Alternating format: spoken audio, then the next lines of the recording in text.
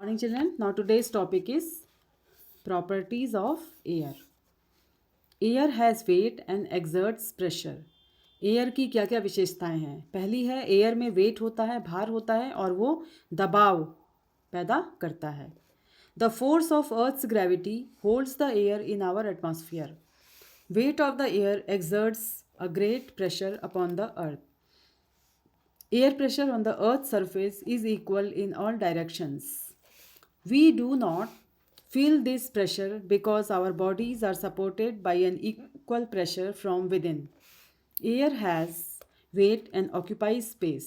It has no fixed volume. Air expands on heating.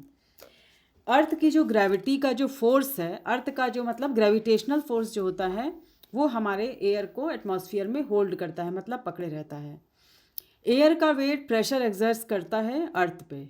Air का जो wait है वो अर्थ पे दबाव एक्सर्ट करता है, मतलब दबाव पैदा करता है. एयर प्रेशर जो अर्थ के सरफेस में होता है वो सारे डायरेक्शंस, हर डायरेक्शन में एक समान होता है. हम इस प्रेशर को महसूस नहीं करते हैं क्योंकि हमारी बॉडी भी इक्वल प्रेशर पैदा करती है, तो एक दूसरे के संग में सपोर्ट होती है. मतलब एयर का प्रेशर हम पे पैदा करता है, हमारी बॉडी प्रेशर करती है, जिससे कि इक्वल प्रेशर हो जाता है. एयर में वेट होता है, भार होता है और एयर स्पेस ऑक्यूपाई करता है. मतलब आप जैसे जिस रूम में बैठे हो वो रूम भी एयर से फिल्ड है, मतलब एयर ने उस रूम का स्पेस ले लिया है.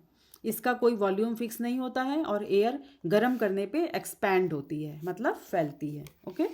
अब चिल्ड्रन एक्टिविटी 1 आप लोग अपने घर में करना, पढ़ करके आप लोग करना, ठीक है. Uses of air pressure. Air का जो प्रेशर, एयर का जो दबाव होता है उसकी क्या क्या यूज़ हैं. Air pressure can be used in many ways: to draw ink into fountain pens, to draw medicine into medicine dropper or syringes. Cycle, car and bus tires are filled with air for smooth driving. To draw water using water hand pumps. Air pressure can also be used to make fountains, to suck a juice through straw, to make hot air balloons, to rotate windmills for grinding. Air pressure को हम कई तरीक़ों से use कर सकते हैं.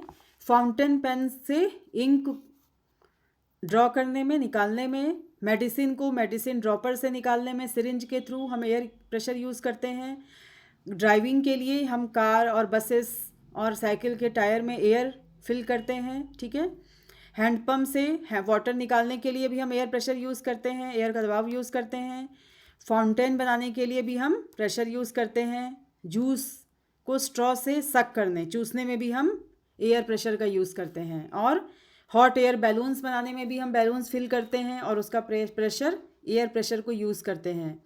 Grinding करने के लिए, विंड मिल्स के लिए भी हम एयर प्रेशर का यूज़ करते हैं. Okay. Now next topic is water.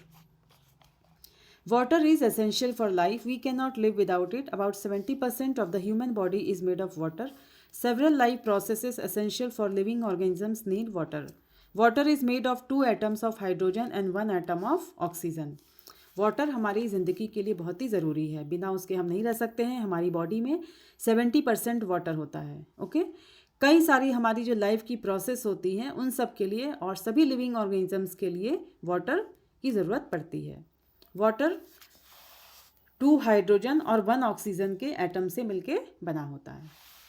Properties of water. Water की क्या क्या विशेषताएं हैं. Water is a colourless, tasteless and odourless liquid.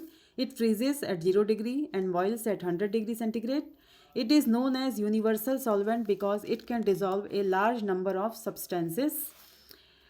Water may not be good and clean all the time. It may have some impurities. Impurities of water can be classified into soluble and insoluble impurities. Water की विशेषताएं क्या हैं. Water एक colourless, जिस रंगहीन है, स्वादहीन है और स्मेल भी, इसमें कोई स्मेल भी नहीं होती है, ठीक है. 0 डिग्री पे ये फ्रीज़ हो जाता है, मतलब 0 डिग्री से ये जमना शुरू कर जाता है और 100 डिग्री से ये बॉयल होना शुरू हो जाता है, उबलना शुरू कर देता है. इसे हम यूनिवर्सल सॉल्वेंट इसलिए कहते हैं क्योंकि ये काफ़ी सारी सब्सटेंस को अपने में डिज़ोल्व कर लेता है, मतलब अपने में घोल लेता है. वाटर हमेशा अच्छी और क्लीन के लिए भी नहीं के लिए ज़रूरी होता है. इस वाटर में कभी कभी बहुत सारी इम्प्योरिटीज़ भी होती हैं. इन इम्प्योरिटीज़ को हम सॉल्युबल और इनसॉल्युबल में क्लासीफाई करते हैं. ओके. सॉल्युबल इम्प्योरिटीज़ मतलब जो घुल जाती हैं वाटर में, और इनसॉल्युबल जो वाटर में नहीं घुलती हैं. Okay. Soluble impurities are salt and minerals. Insoluble impurities are small stones, sand, mud, what makes water impure or polluted. Soluble impurities मतलब जो वाटर में घुल जाती वो क्या क्या है, सॉल्ट्स हैं और मिनरल्स हैं. इनसॉल्युबल जो नहीं घुलती हैं वो हैं स्टोन, सैंड, मड. वाटर किससे इम्प्योर और पल्यूट होता है? Water is said to be polluted if it contains impurities that are harmful to animals और प्लांट्स और even to the environment. The cause of water pollution are as follows. Water pollution क्यों होता है, हम इसके बारे में आगे पढ़ेंगे. इम्प्योरिटीज़ कब इसको बोलते हैं कि पल्यूट हो गया है, प्रदूषित हो गया है पानी? जब उसको पीने से एनिमल्स और प्लांट्स को नुकसान पहुंचता है. जब पानी पीने से एनिमल्स और प्लांट्स को नुकसान पहुंचता है तो हम बोलते हैं कि वाटर प्रदूषित हो गया, मीन्स पल्यूटेड हो गया है. क्या क्या कारण है जिसकी वजह से वाटर पोल्यूशन होता है? Allowing sewage from homes and waste material from factories into lake, rivers and seas. washing off chemical fertilizers and pesticides from the fields into the water bodies by rain or even by excessive irrigation. Sewage हमारे घर से जो गंदा पानी निकलता है और waste material होता है और फैक्ट्री से जो निकलता है गंदा, उसको हम अगर लेक, रिवर और पॉन्ड्स में अलाउ कर देते हैं जाने के लिए, मतलब अगर हम उसकी तरफ वो सब इम्प्योरिटीज़ अगर वहाँ चली जाती हैं तो वाटर पल्यूट हो जाता है. और जब हम अपने केमिकल फर्टिलाइजर्स मतलब जो रासायनिक खाद होती है और जो पेस्टिसाइड कीटनाशक होते हैं उनको हम फील्ड से वाटर बॉडीज़ में भेज देते हैं तो भी क्या होता है, हमारा वाटर पल्यूट हो जाता है, हमारा प्रदूषित हो जाता है. और कभी कभी बहुत ज़्यादा इरिगेशन, बहुत ज़्यादा पानी भर देते हैं हम पेड़ों में, पानियों में, खेतों में, तो भी वाटर पल्यूट हो जाता है, प्रदूषित हो जाता है. To make the water fit for drinking, all harmful impurities and germs disease should be removed. Some method to remove these impurities and purifying water are as follows. Water को drinking के लिए फिट बनाने के लिए impurities को और उसमें जो जर्म्स होते हैं जिनसे डिजीज़ होती हैं उनको रिमूव करना चाहिए. देखिए, रिमूवल ऑफ इम्प्योरिटीज़.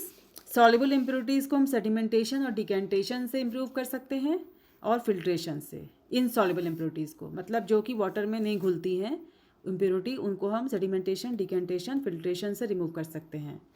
जो इम्प्योरिटी सॉल्युबल होती है, जो पानी में घुल जाती हैं, उन्हें हम इवापोरेशन और डिस्टिलेशन से हटा सकते हैं. ठीक है चिल्ड्रन, अब इसके बारे में हम आगे पढ़ेंगे. Now this much for today's class. Till then stay safe, stay at home, keep on learning. Thank you children.